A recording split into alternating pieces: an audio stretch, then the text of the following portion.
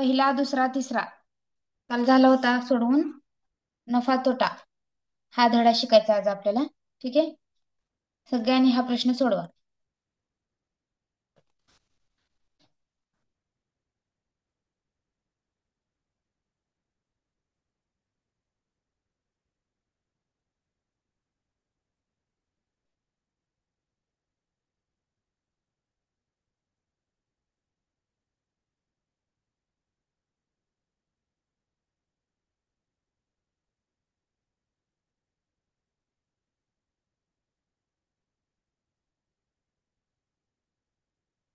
दीप्ती कल्याणकर, दीप्ती आवाज येतोय?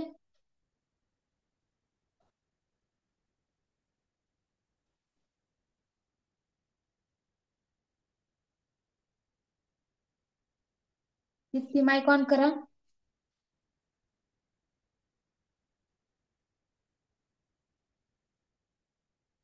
ठीक.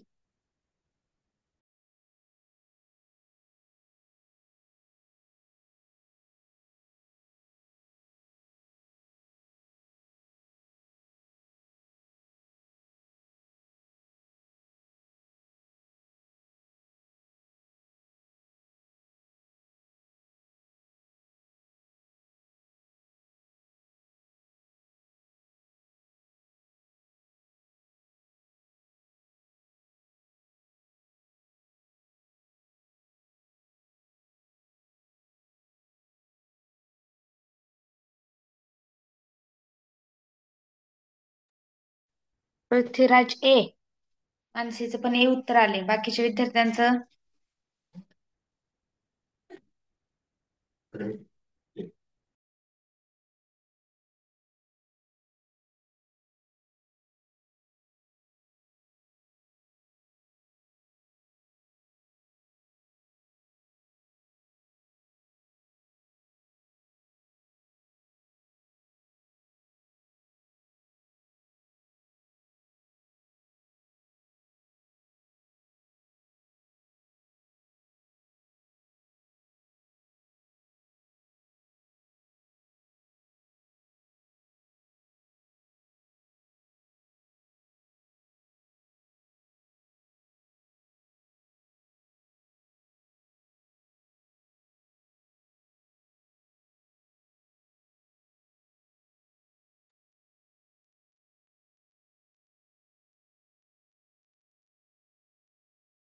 हा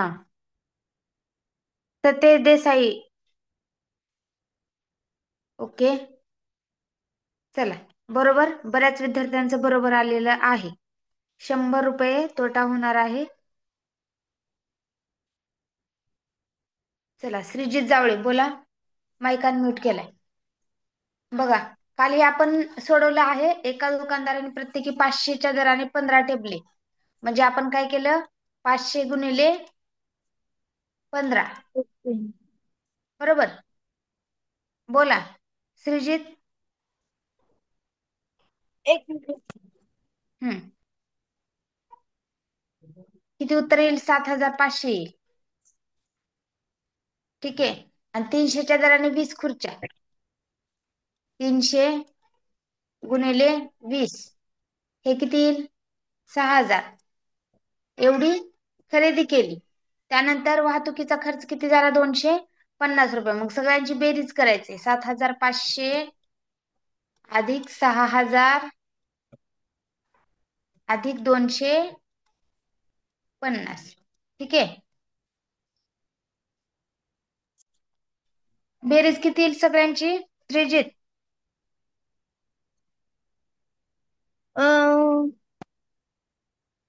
13,750.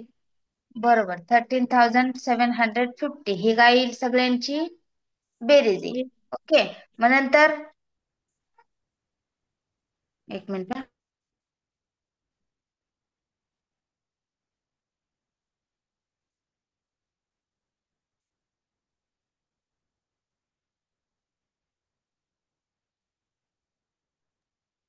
हा, मग नंतर प्रत्येक त्याने ती टेबले व खुर्च्या प्रत्येकी 390 रुपयाला एक एक विकलं. मग सगळ्या वस्तू किती आहेत?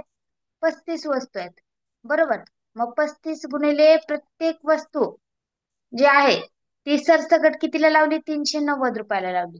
तर याची गुणाकार जर केला तर किंमत किती होईल मग? 13,650 रुपये होणार आहे.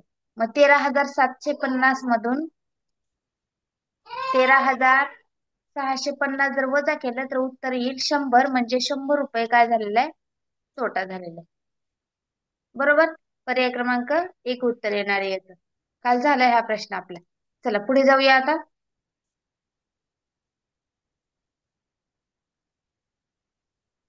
चला हा प्रश्न बघा सोडवता येतोय का?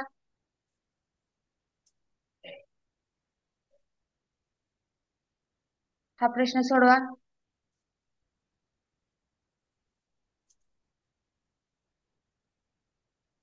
कोण वाचन करेल?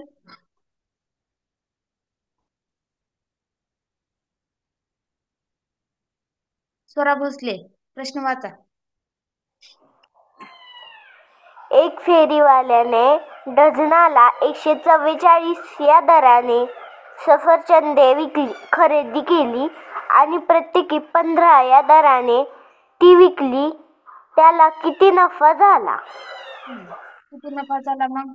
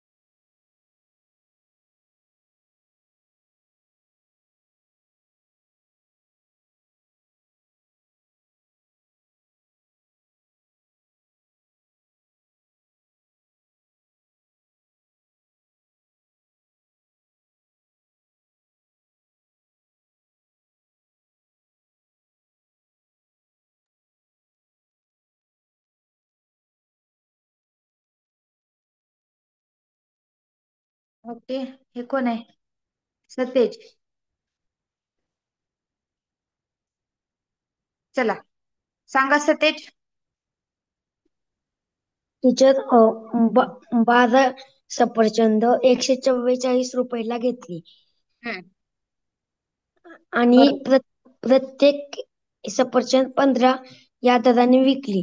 तर 12 गुणिले 15 करावं लागेल. त्याचा आन्सर येते 180. ओके. एक डझन म्हणजे 12 सफरचंद. 12 सफरचंदला किती रुपये दिले होते? 144 रुपये दिले होते. बरोबर. हो. आणि प्रत्येकी 15 रुपयाला एक विकले त्यांनी. म्हणजे 12 गुणिले 15 करावं लागेल आपल्याला. 12 गुणिले 15 किती उत्तर येईल? 12 गुणिले 15 180. 180. बरोबर. नंतर 144 त्यातून वजा करायची. बरोबर. 180 रुपयाला विकले आणि 144 रुपयाला खरेदी केले. ही आहे खरेदी किंमत. बरोबर. आणि ही आहे विक्री किंमत. मग विक्रीमधून खरेदी वजा केली आपण आणि विक्री किंमत जास्त आहे. काय उत्तर येईल मग? 36. 36. 0 मधून 4 जाईल का? नाही. त्यामुळे इकडच्या इकडे घेतला. इथं झाले 10, इथं झाले 7. 10 मधून 4 गेले 6, 7 मधून 4 गेले 3 आणि 1 मधून 1 गेला 0. म्हणून याचं उत्तर येईल पर्याय क्रमांक डी. आणि बऱ्याच विद्यार्थ्यांचं उत्तर ऑलरेडी आलेलं आहे. Vidya Chougule, Shri Ghodke, Soham Thackeray, Priyadarshini. Very good, very good.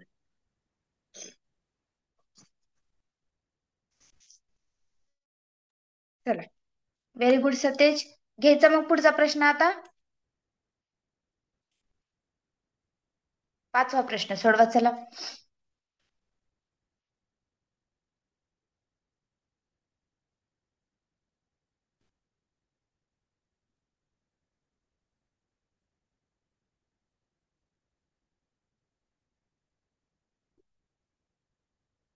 बरोबर, समर्थ आहे बरोबर आहे. आता ह्या प्रश्नाचं उत्तर द्या. चला, प्रश्न कोण वाचेल?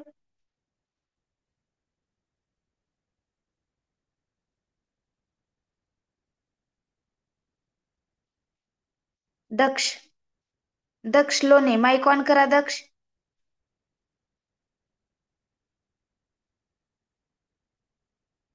अनम्यूट वर क्लिक कर बाळा, अनम्यूट वर. हा, आवाज येते दक्ष? हो. हा, प्रश्न वाचा चला स्क्रीनवरचा. 20 घड्याळे 10,200 रुपयांना विकल्यामुळे 4 घड्याळांच्या खरेदी इतका नफा झाला तर प्रत्येक घड्याळाची खरेदी किंमत किती? ओके, सोडवता येईल मग दक्ष? हो. हा, सोडवा. 20 घड्याळे 10,200 रुपयांना विकले आणि 4 घड्याळाच्या खरेदी इतका नफा झाला तर प्रत्येक घड्याळाची खरेदी किंमत आपल्याला काढायची.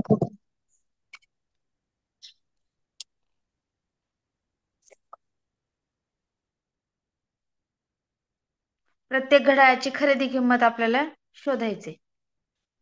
ठीक आहे, सतेज एक वेळाच उत्तर द्यायचंय. सतेज चॅट बॉक्स मध्ये.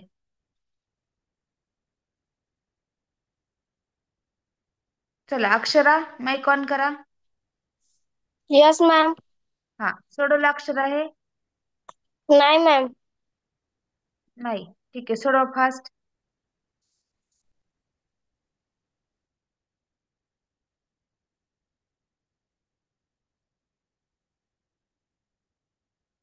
अक्षरा माईक ऑन कर. Yes ma'am. सोडवलं अक्षरा? Yes ma'am. हा, सांगा उत्तर काय येईल, कसं सोडवलं? मॅम, 20 घड्याळे 10,200 रुपयांना विकली. 4 घड्याळांची खरेदी इतका नफा झाला तर हम्म प्रत्येकी घड्याळाची किंमत किती? हम्म तर मॅम, सी ऑप्शन येईल. सी ऑप्शन कसं आलं? अं,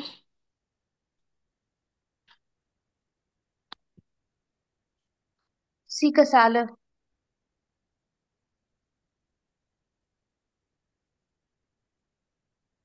सतेज. सतेज माईक ऑन करा. Yes teacher. आले उत्तर सतेज? येस. कसं आलं सांगा?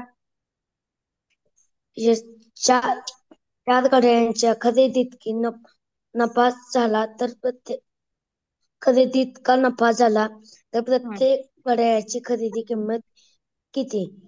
हम्म तर टीचर पहिल्यांदा किती 200 कितीच्या पाड्यात आहे ते बघावे लागेल पहिल्यांदा. हम्म मग 25च्या पाड्यात 200 आहे, 25 आणि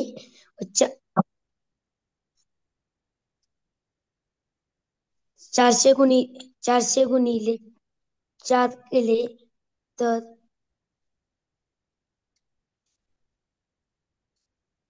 400 गुणिले 4 केले तर 1,000 नाही. उत्तर येतंय, पण उत्तर आले कसं हे बऱ्याच जणांना सांगता नाही येते. असं कसं काय?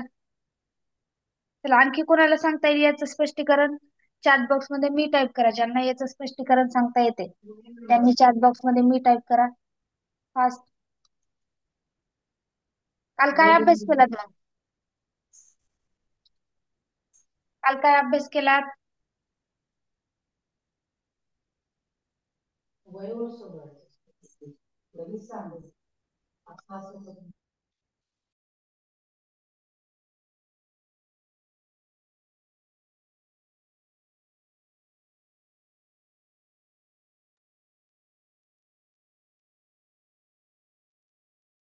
श्री घोडकेला डाऊट आहे. मॅम मला डाऊट आहे. ओके, थांबा श्री.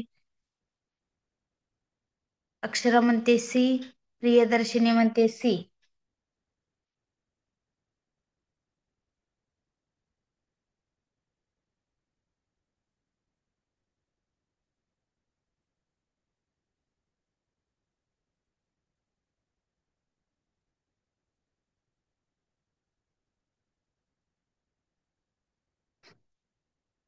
चला, नाही येते कुणालाच, मी सांगते सोडवून. बघा, आता 20 घड्याळांची विक्री किंमत किती सांगितली? 20 घड्याळांची विक्री किंमत आधी ते लिहून घ्या. 20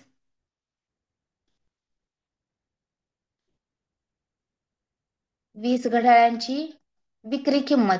ओके, पहिल्यांदा प्रश्न समजला ना, उत्तर बरोबर येतं. विक्री किंमत बरोबर किती आहे? 20 घड्याळाची विक्री किंमत 10,200 रुपये.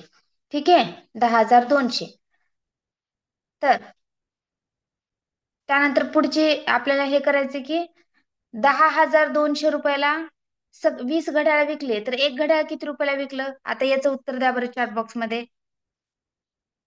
पृथ्वीराज, 10 घड्याळ आपण 10,200 रुपयाला विकले ना, मग एक घड्याळ आपण किती रुपयाला विकणार? किती रुपयाला विकणार? प्रत्येक घड्याळाची आपल्याला विक्री किंमत काढायची. प्रत्येक घड्याळाची आपल्याला विक्री किंमत काढायची.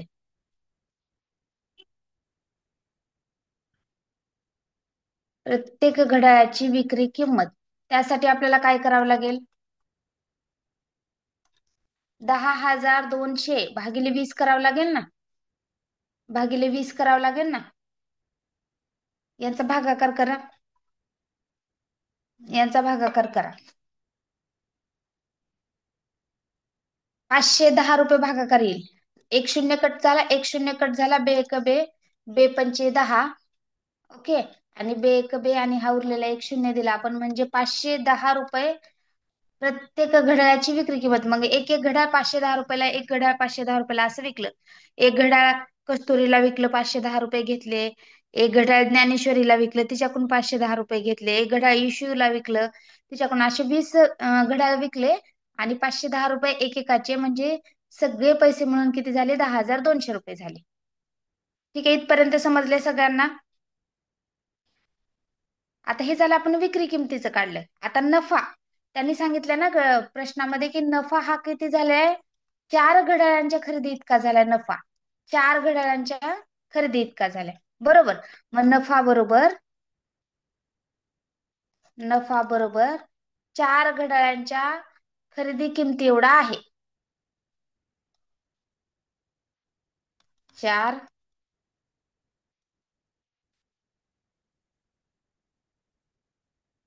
घड्याळांच्या खरेदी किमती इतका आहे, बरोबर. हा मुद्दा आपण लिहून घेतला. आपल्याला नफा किती झालाय माहितीये का? नाही माहिती. मग प्रत्येक घड्याळाची किंमत किती हो? प्रत्येक घड्याळाची किंमत किती आहे?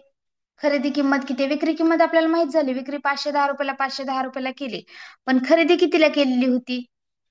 प्रत्येक घड्याळाचा नफा काढायचा आपल्याला, तर 4 घड्याळांच्या खरेदी किमती इतका नफा आहे. मग आपण खरेदी कितीला केली होती? माहित नाही, बरोबर. मग आपण काय धरणार? समजा घड्याळाची खरेदी किंमत किती आहे माहित नाही, म्हणून आपण काय धरणार? एक्स गृहीत धरणार, बरोबर. मग तर 20 घड्याळांची खरेदी किंमत बरोबर. मग 20 घड्याळांची खरेदी किंमत बरोबर की 20 घड्याळांची घड्याळ बरोबर किती होईल? 20 एक्स होईल, बरोबर. आणि नफा बरोबर, नफा किती झालेला आहे? 4 घड्याळांच्या खरेदी किमती का नफा झालेला आहे, म्हणजे 4x नफा झालेला आहे. ठीक आहे, नफा बरोबर 4 घड्याळांची खरेदी किंमत बरोबर किती झालेलं आहे? 4x झालेला. आता हे दोन स्टेप समजल्या का? एकदा मला सांगा चॅट बॉक्स मध्ये. इथं काही समजलं नसेल तर पुढे नाही समजणार. हे पहिल्यांदा पहिली स्टेप इथपर्यंत आपण प्रत्येक घड्याळाची काय केली? विक्री किंमत काढली. एक घड्याळ 510 रुपयाला विकलं, त्यानंतर आपल्याला नफा किती झालाय? नफा आपल्याला झालाय 4 घड्याळांच्या खरेदी किमती इतका. आपल्याला खरेदी किंमतच माहित नाही किती, म्हणून आपण एक्स घेतलो, बरोबर. आणि नफा किती झाला? मग 4x झाला, म्हणजे 4 घड्याळाच्या खरेदी किमती झाला इतका झाला, म्हणजे एक्स म्हणजे ही खरेदी किंमत आहे. मग 20 घड्याळाची खरेदी किंमत काढण्यासाठी आपल्याला 20x करावं लागलं. ठीक आहे, हे दोन स्टेप समजल्या का? नाही समजल्या? प्रियल दात्रे म्हणते नो. थोडस अवघड आहे. चला प्रियल माईक ऑन कर. Yes teacher. काय समजलं नाही प्रियल? टीचर, ते घड्याळाची खरेदी किंमत. खरेदी किंमत आपल्याला माहित नाही ना बाळा. आपल्याला हो नफा टीचर. सांगितला. नफा किती झाला? 4 घड्याळ आपण जेवढ्याला खरेदी केले ना तेवढा नफा झाला असं सांगितले. बरोबर. विकले आपण 10,200 रुपयाला. विकले आपण 10,200 रुपयाला. ह्या 10,200 मध्येच नफा आहे. पण नफा किती झालाय? तर त्यांनी सांगितले की 4 घड्याळे जेवढ्या रुपयाला तुम्ही विकत घेतले, आता सपोज 4 घड्याळ एक घड्याळ तुम्ही 100 रुपयाला विकत घेतलं. ओके, मग 4 घड्याळ किती रुपयाला विकत घेतले आपण प्रियल? 4 हा, 510 रुपये. नाही नाही नाही नाही. विकत घेतले कितीला? खरेदी किंमत किती आहे? विक्री किंमत नाही विचारलं, खरेदी. एक घड्याळ सपोज तू 100 रुपयाला खरेदी केली, तर 4 घड्याळाची किंमत किती झाली? टीचरची किंमत आपल्याला अजून माहित नाही ना, मी म्हणून. उदाहरण विचारते तुला, आता उदाहरणात विचारते तुला. सपोज एखादं घड्याळ तू 100 रुपयाला विकत घेतलं, बरोबर? तर 4 घड्याळ तुला घ्यायचे, तर ते किती रुपयाला तू घेशील? एका घड्याळाची खरेदी किंमत 100 रुपये आहे. तुला 4 घड्याळ घ्यायचे, तू किती रुपयाला घेणार? टीचर 400 रुपये आला. बरोबर, 400 रुपयाला. मग आता तुला इथं माहिती आहे की तुझी एका घड्याळाची किंमत 100 रुपये आहे, म्हणजे तुझी खरेदी किंमत किती आहे? 100 रुपये आहे. मग 4 घड्याळाची 400 रुपये. पण इथं आपल्याला माहित नाही ना, त्याच्यामुळे आपण इथं खरेदी किंमत एक्स धरलेली आहे, एक्स. मग 20 घड्याळ घेण्यासाठी आपल्याला किती रुपये, म्हणजे 20x धरावं लागेल. बरोबर. मग नफा किती झाला? आपला नफा माहित नाही. 4 घड्याळाच्या खरेदी किमती इतका नफा झाला. मग सगळ्यात आधी आपल्याला खरेदी किंमत काढल्यानंतर नफा लक्षात येईल. ठीक आहे, इथं आपण 4x केले, इथं नफा केलाय. आता पुढे जायचंय आपल्याला. टीचर मला इथपर्यंत समजलं. हा. आता आपले 2 स्टेप झालेले आहेत. आता तिसरी स्टेप बघा. विक्री किंमत. बरोबर. आता प्रियल मला सांग, विक्री किंमत किती आहे? विक्री हा, विक खरेदी टीचर विक्री किंमत. किंमत. हा, सांग. विक्री किंमत किती नफा आहे? विक्री किंमत सांग, विक्री किंमत. द- बरोबर बरोबर, सांग. 10,200. बरोबर, 10,200 काय आहे? विक्री